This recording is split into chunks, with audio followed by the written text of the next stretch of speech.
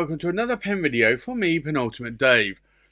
So I have here another flashback review, and this is of a Visconti that I added to my collection around the 2017 time frame, and this is a Visconti Opera Metal.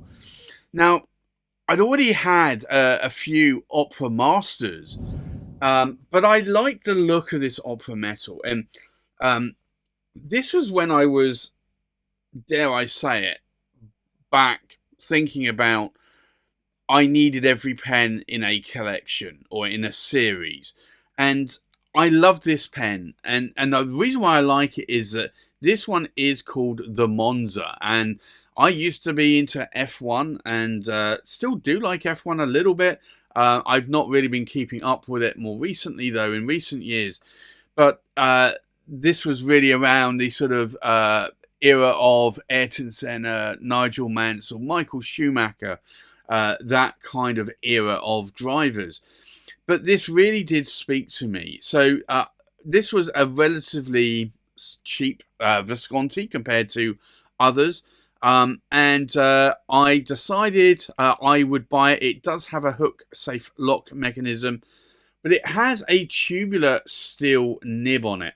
So it's not a 18 karat gold nib. It's not a 23 karat palladium nib. It's a steel or chromium 18 is I think what they called this nib. So it's a wraparound nib. It also is, if I unscrew the body here, it is a cartridge converter there that you can see. I bought this, and I bought another one which was a true black, which is nice as well. Not quite as nice as this one. I do like that metallic red with the black there, metallic black as well. It's an interesting pen. Can I post the cap? Yes, I can, and it does post deeply and securely. This is anodized, so you've got to be careful that anodizing does get scratched when you post. So I don't normally post my caps. There's a lot of reasons, and that's one of them. But for me, this is an interesting size pen in my hand. I don't need to post that cap, but I can do if I want to. The tubular nibs that Visconti made here were nibs that they kind of suggested would never dry out because the feed was pretty much encased with that nib. Yeah, that didn't quite work out, Visconti, did it? Unfortunately, they do dry out, and it again was one of these things that was a little bit of a marketing ploy, like never-ending pens or self-filling pens that some manufacturers have come up with in the past. But it's an interesting nib. But you'll see here that nib is a little bit more of a sort of a turned up, not turned up nib per se, but the tipping is more on the top of that nib rather than the bottom of the nib. But it's an interesting pen. This, as I said, was in that stage. You got a hook safe lock mechanism there as well. That was in the stage of my collecting where I really wanted to have as many of the pens that I could have in a series, and if I bought one, I'd bought buy three or four of them. There was this one, the Monza, there was a true black, and then there was a lime green one in black, and that's the one I really wanted. I never did pick it up. I saw them selling for a lot more, and I just didn't want to buy it. I think it was called the Speedboat, if memory serves me correct. But very glad that I added this one to my collection. These have been pens that are not expensive pens, so I have never really found the need to have to sell or want to sell these pens. Yes, I could. I don't write with it enough. I probably should sell it at some point. But it's also one of these where I prefer this over the true black version. And if I sold this one and I didn't sell the true black, then yeah, I probably would regret it leaving one in my collection. If anybody wants both, then do let me know. I am certainly open to offers. I don't write with this enough.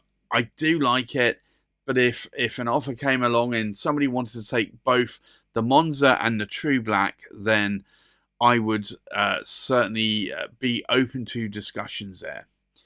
So I think with that, let's do a comparison with other pens. So from left to right, we have a Cypress Maquis Goldfish. We have a Cypress Eggshell 01. We have a Mike Green, and this is the Purple Juma Dragon. We have a Mike Green, and this is either the Blue Snake or the Blue Juma Dragon. We have a Visconti Rotary. We have the Visconti Opera Metal Monza. We have the Visconti Opera Metal True Black. We have a Visconti Homo Sapiens Chianti, a Visconti Opera Master Blue Swirl Proto, and we have the Visconti Homo Sapiens Elegance. So I think with that, let's now go and do a writing sample. So this is the Visconti Opera Metal. And it is a broad, and it is a steel nib. And I do like broad nibs from time to time. The ink in here is Visconti Turquoise. The line variation, we are definitely looking at a broad line. I can actually push this nib to a double broad. And you can see there that this nib, even though it's a steel nib, can be pushed a little bit more. There was just one skip there because I had pushed that nib, but you can see there's no hard starts or skips there. In terms of ink wetness, I said it's a broad nib. It's quite a wet nib, but it's not necessarily a fire hose of a nib. So what do I like? What do I not like about this pen? Well, I liked it enough to buy it at the time. It was a little bit more of one of these whim purchases, though, that I just decided that I would just try and buy as many Viscontis at the time when I did. It's a pen that I don't write with enough, and I probably should write with it more. And that really is what it comes down to. But I do have a lot more pens in my collection, and I do struggle to write with all of them. But I haven't let it go yet in my collection. It's a nice pen, and I do like it.